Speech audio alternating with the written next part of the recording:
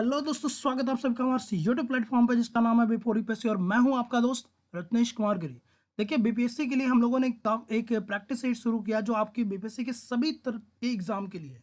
ना सिर्फ आपके 67 68 बीपीएससी, अभी हाल ही में आपका बीपीएससी का हेड टीचर का एग्जाम होने वाला है। उसके बाद आपके बीपीएससी के एसआई दरोगा, थर्ड आपका बीएसएससी का पेपर होने वाला है। फिर आपके और भी वेरियस एग्जामिनेशन होते हैं बीपीएससी के थ्रू, या फिर अगर आप बिहार के कोई और भी एग्जाम के लिए अगर आप प्रिपरेशन कर रहे हैं तो ये वीडियो आपके लिए काफ़ी ज़्यादा यूजफुल रहने वाला है। साथ ही साथ इसमें कुछ ऐसे भी फैक्ट होंगे जो आपके ऑल ओवर इंडिया के किसी भी एग्जामिनेशन में आपकी हेल्प कर सकते हैं, तो इसको आप प्लीज़ देखिए। अगर आपको अच्छा लगे तो एक बार लाइक शेयर सब्सक्राइब जरूर कीजिएगा और अपने दोस्तों के साथ इसको जरूर से जरूर शेयर कीजिए। साथ ही साथ दोस्तों, आप सभी से एक विनम्र निवेदन है कि अभी चूंकि मानसून का सेशन आ चुका है, मानसून आ गया है, तो आप सभी ज़्यादा से ज़्यादा वृक्षारोपण करें ताकि हमारी धरती की हरियाली बनी रहे। चलिए स्टार्ट करते हैं। सबसे पहले एक देखिए कोटेशन के साथ शुरू करना चाहूंगा कि practice doesn't sure your success but it surely lead in the right path to your success. यानी जो आप अभ्यास करते हो, MCQ, practice set, mock test, या जिस तरह से भी आपको आप प्रयास करते हो, तो ये जो आप बार बार अभ्यास कर रहे हो ये आपको सक्सेसफुल बनाए या ना बनाए इसकी गारंटी वो नहीं लेता, लेकिन एक चीज की वो गारंटी हमेशा लेता है कि वो आपको सही डायरेक्शन में ले जाएगा। क्योंकि जब आप प्रैक्टिस सेट को लगाते हो तो आपको अपनी कमियां और अपनी ताकत दोनों का पता चलता है कि आपके कौन सा ऐसा सेक्शन है जिसमें आप बहुत स्ट्रांग हो, और कौन सा ऐसा सेक्शन है जहां पर आप अभी आपको और मेहनत करने की आवश्यकता है।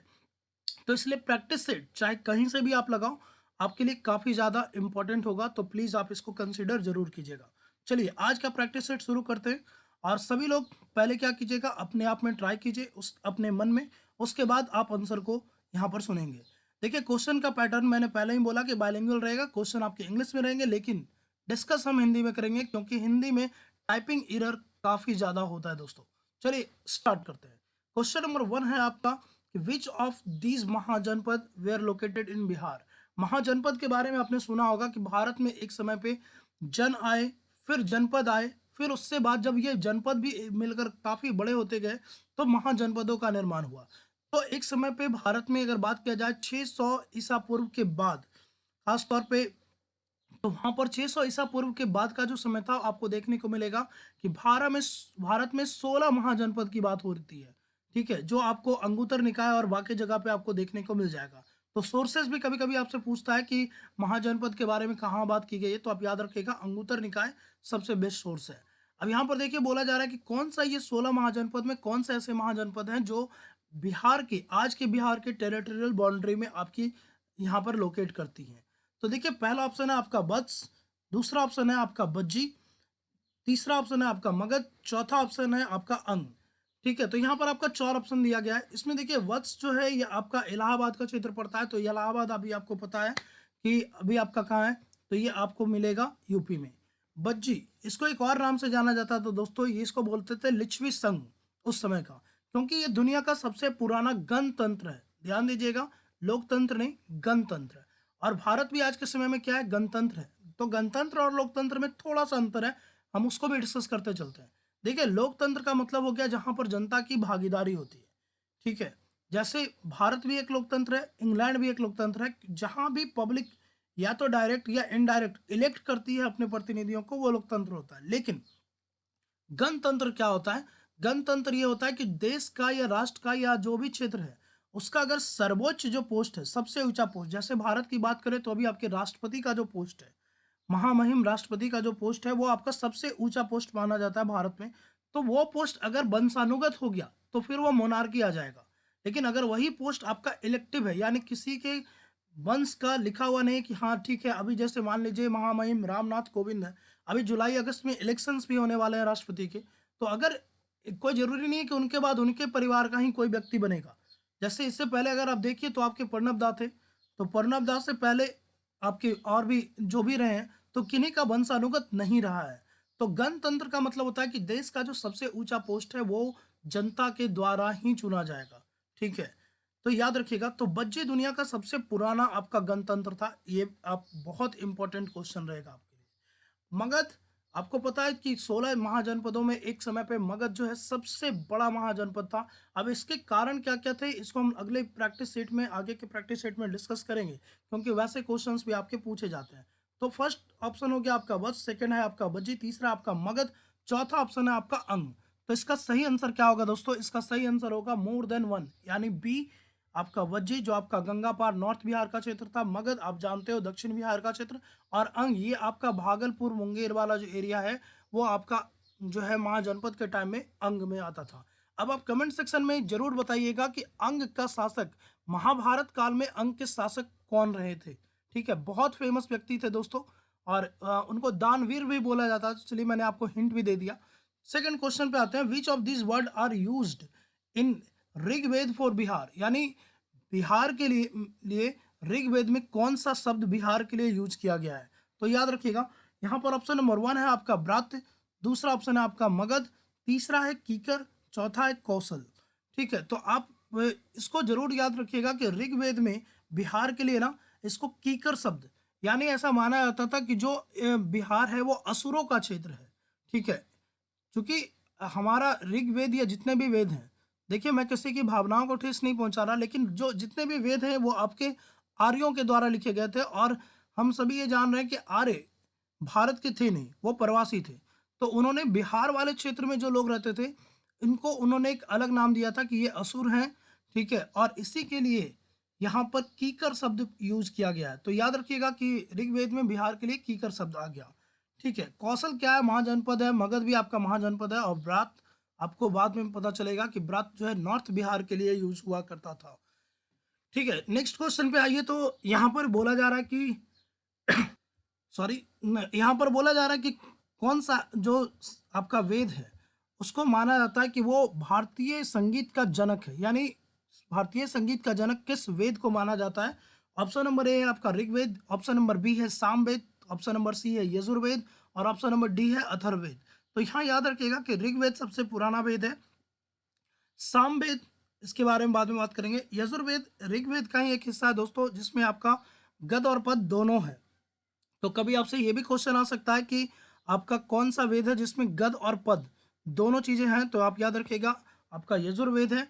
फिर आपका अथर्ववेद, इसमें जादू टोना वशीकरण ये सारी चीजें जो हैं आपकी कहाँ दी गई है? तो आप याद रखिएगा कि ये जितने भी आपका शादी विवाह संबंध विच्छेद वशीकरण ये सब चीज, तंत्र मंत्र विद्या, सब आपका अथर्ववेद में दिया गया है। तो जो भारतीय संगीत का जनक है वो बोला जाता है सामवेद को, क्योंकि इसमें सिर्फ और सिर्फ पद है, यानी ये सिर्फ गाया जाता है, याद रखिएगा। तो इसलिए सामवेद को आपका भारतीय संगीत का जनक कहते हैं। चलिए आगे के क्वेश्चंस को देखिए।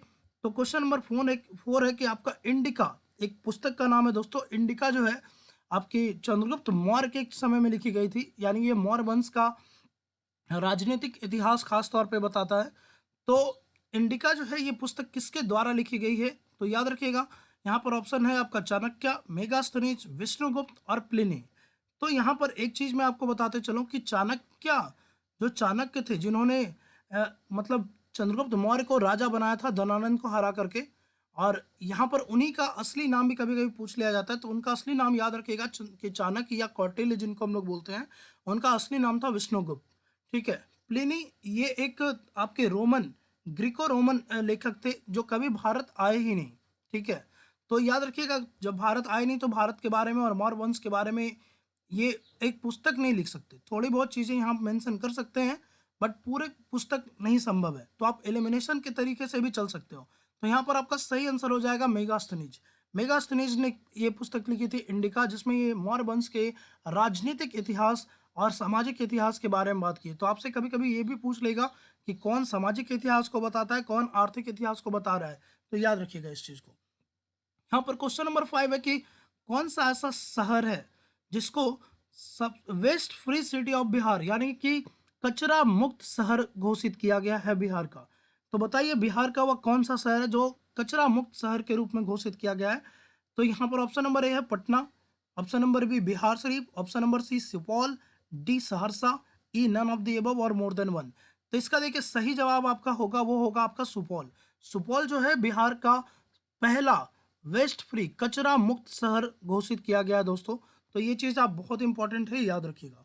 ठीक है, उसके बाद यहाँ पर देखिए नेक्स्ट क्वेश्चन है कि which of these are not part of Azad Hind Fauj. जो आज़ाद हिंद फौज आपके द्वितीय विश्व युद्ध के टाइम में आपकी जापान के सहयोग से बनी थी, जर्मनी के सहयोग से बनी थी, और जिसके लीडर आपके नेताजी थे। तो यहाँ पर आपको बताना है कि इनमें से कौन ऐसे व्यक्तित्व हैं जो आज़ाद हिंद फौज से संबंध नहीं रखते हैं।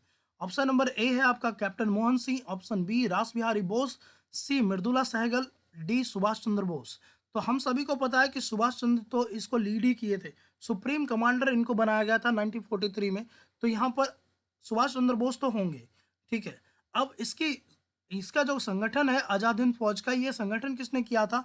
तो कैप्टन मोहन सिंह और रास बिहारी बोस ने। तो ये दोनों भी आपके होंगे क्योंकि इन दोनों ने ही इसको फॉर्म किया था। अब बात आई मृदुला सहगल पे कि ये उसके हिस्से थे कि नहीं। तो आपको ये पता होना चाहिए कि आज़ाद हिंद फौज में ना पहली बार एक महिला रेजिमेंट भी बनी थी जिसका नाम रखा गया था लक्ष्मीबाई रेजिमेंट, ठीक है। तो फर्स्ट टाइम इंडियन हिस्ट्री में आपकी एक महिला का एक अलग से ब्रिगेड बनाया गया था। पहले भी हमारी महिला वीरांगनाएं लड़ी हैं, लेकिन एक अलग से ब्रिगेड पहली बार किया गया था। और उस लक्ष्मीबाई ब्रिगेड के जो आपकी लीडर थी वो थी आपकी मृदुला सहगल। तो ये चारों के चारों आपके आज़ाद हिंद फौज से संबंध रखते हैं। तो इसका ऑप्शन हो जाएगा option number E, none of these, यानी इनमें से कोई नहीं। नेक्स्ट क्वेश्चन पे चलिए। तो Champa, Champa is the capital of which mahajanapada. अभी हमने महाजनपद की बात की कि बिहार में कौन कौन है। तो आपको बताना है कि जो चंपा है या चंपापुरी भी इसको बोलते हैं, चंपा नगरी भी बोलते हैं। तो चंपा जो है इनमें से किस महाजनपद की राजधानी रही है? Option number A Magadh, option number B Anga, option number C Kaushal, option number D Videha. तो यहाँ पर सही जवाब आपको मिल जाएगा कि ऑप्शन नंबर बी, अंग की ये राजधानी हुआ करती थी। आपका यहाँ पर देखिए मगध की राजधानी पहले आपका गिरिवज्र था, फिर उसको राजगिरी बोला गया, फिर बाद में पाटलिपुत्रा शिफ्ट किया गया। कौशल की बात करें तो यहाँ पर आपका श्रावस्ती जो है कौशल की राजधानी हुआ करती थी। काफ़ी फेमस है क्योंकि आपको याद रखिएगा कि सबसे ज़्यादा महात्मा बुद्ध ने जो उपदेश दिए हैं वो श्रावस्ती में ही दिए हैं। तो आपसे ये भी क्वेश्चन आ सकता है कि महात्मा बुद्ध ने सबसे ज़्यादा उपदेश किस स्थान पर दिया था? तो सबसे ज़्यादा श्रावस्ती में, जो कि कौशल की राजधानी है। फिर यहाँ पर देखिए विदेह, आपका फिर से मैं बता रहा हूँ कि ये नॉर्थ बिहार का क्षेत्र है विदेह, ठीक है, जो आपके राजा जनक के टाइम में हुआ करता था। तो इसका आंसर हो जाएगा आपका बी अंग। फिर देखिए क्वेश्चन नंबर 8 की बात कर रहा है कि first Buddhist council where held in the rain of which ruler. ऐसे क्वेश्चन भी पूछ ले जाते हैं आपको, कहाँ हुआ था, यानी प्रथम बौद्ध संगीति जब पहली बार सभी बौद्ध भिक्षु मिले बड़े पैमाने पे, ठीक है। और यहाँ पर इन्होंने दो पिटक की भी रचना की थी, आपको पता होना चाहिए, विनय पिटक और सुत पिटक, ठीक है। तो ये दो पुस्तकों का यहाँ पर अभिसंकलन भी हुआ था। तो प्रथम बौद्ध संगति आप सभी को पता होगा कि ये हुआ था राजगीर के सप्तर्णी गुफा में, ठीक है। तो ये तो हुआ था। तो राजगीर भी आपको पता है, सप्तर्णी गुफा भी आपको पता है। इसमें भी याद रखिएगा 483 ईसा पूर्व में ये हुआ था, 483 ईबीसी या बीसीई भी उसको बोल दो, 483 बीसीई, ठीक है। लेकिन कभी कभी ये भी पूछता है कि आपको ये किस राजा के शासनकाल में हुआ, तो आपको वो याद रखना पड़ेगा। तो प्रथम बौद्ध संगति जो हुई थी वो हुई थी आपकी अजात शत्रु, जो उस समय के मगध रूलर थे, तो उनके समय में हुआ था। उदयन के बारे में आपको पता होना चाहिए कि उदयन ने अपनी राजधानी यानी पाटलिपुत्रा का, अगर पूछा जाए कि पाटलिपुत्रा को राजधानी किसने बनाया, तो आपको याद होना चाहिए वो उदयन थे। बिंबिसार हर्यक वंश के वास्तविक संस्थापक जो माने जाते हैं वो आपके बिंबिसार माने जाते हैं। और अशोक के बारे में तो आपको पता ही है कि ये मौर्य वंश के सबसे प्रतापी शासक थे। इन्होंने काफ़ी ज़्यादा युद्ध भी किया और बाद में इन्होंने बौद्ध धर्म भी ग्रहण कर लिया था, और अपने महेंद्र और आपके संगमित्रा को इन्होंने श्रीलंका भी भेजा था बौद्ध धर्म के प्रचार के लिए। तो आपको ये सारी चीज़ें पता ही होनी चाहिए। तो ये चीज़ें, नेक्स्ट क्वेश्चन पे आ जाइए। क्वेश्चन नंबर 9 पे, India first locomotive engine factory, ये बहुत इंपॉर्टेंट रहेगा, ठीक है, क्योंकि अभी एक नई तेजस राजधानी चलने वाली है आपकी अगरतला से, त्रिपुरा से, जो आपकी दिल्ली को जाएगी। और फर्स्ट टाइम ऐसा हुआ है कि आपकी भागलपुर और आपके इस स्थान पे जो मैं बता रहा हूँ लोकोमोटिव इंजन फैक्ट्री, यहाँ पर पहली बार राजधानी ट्रेनों का स्टॉपेज दिया जाएगा, ठीक है। तो ये भी इंपॉर्टेंट है। और प्लस में ये चूंकि भारत की सबसे पहली लोकोमोटिव यानी रेल इंजन फैक्ट्री रही है, तो इस कारण से भी ये बहुत इंपॉर्टेंट रहेगा दोस्तों। ऑप्शन नंबर ए है आपका मुजफ्फरपुर, ऑप्शन नंबर बी है हरनौत, ऑप्शन नंबर सी है जमालपुर, ऑप्शन नंबर डी है भागलपुर। तो देखिए ऑप्शन नंबर ए मुजफ्फरपुर की बात करें तो यहाँ पर आपको मिल जाएगा आपका कांटी ताप विद्युत संयंत्र, यानी जो एनटीपीसी का कांटी जो प्लांट है वो आपको यहाँ पर देखने को मिल जाएगा। हरनौत में आपकी कोच फैक्ट्री है दोस्तों, तो आप यही याद रखिएगा। फिर भागलपुर की बात करें तो भागलपुर में आपका डॉल्फिन रिसर्च सेंटर वगैरह है, आपके रेलवे से जुड़ी ऐसी कोई भी बड़ा संयंत्र या ऐसा कुछ यहाँ पर देखने को नहीं मिलेगा। तो इसका सही आंसर है आपका जमालपुर। जमालपुर जो कि मुंगेर डिस्ट्रिक्ट में पड़ता है दोस्तों, ये भारत की पहली लोकोमोटिव इंजन फैक्ट्री थी, यानी पहली आपकी रेल इंजन फैक्ट्री रही है। तो ये चीज़ आप याद रखिएगा। नेक्स्ट क्वेश्चन पे चले तो यहाँ पर पूछा जा रहा है कि which party alliance are the ruling in the Bihar, यानी वर्तमान समय में कौन सी ऐसी पार्टी या वहाँ पर जो संगठन है या गठबंधन जो भी आप बोल लो, वो बिहार में रूल कर रही है। ऑप्शन नंबर ए है आपका JDU Janata Dal United, option number B है बीजेपी, ऑप्शन नंबर सी है एनडीए नेशनल डेमोक्रेटिक अलायंस राष्ट्रीय जनतांत्रिक गठबंधन, और ऑप्शन नंबर डी है जदयू और बीजेपी।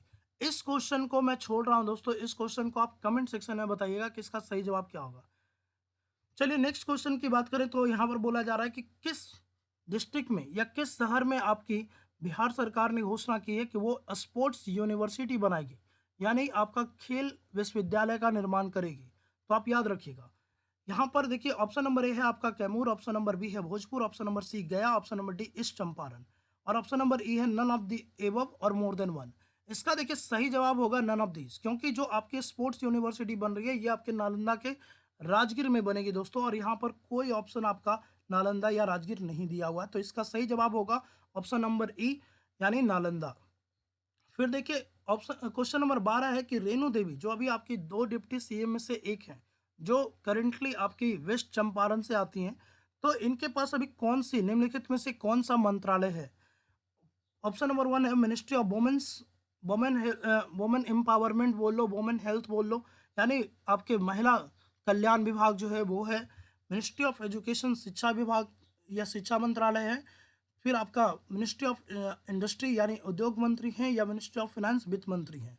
तो देखिए ये आपका मिनिस्ट्री ऑफ वुमेन्स को ये रिप्रेजेंट करती हैं, यानी महिला विकास और कल्याण विभाग जो है या कल्याण मंत्रालय जो है वो आपका वर्तमान समय में रेणु देवी के पास है।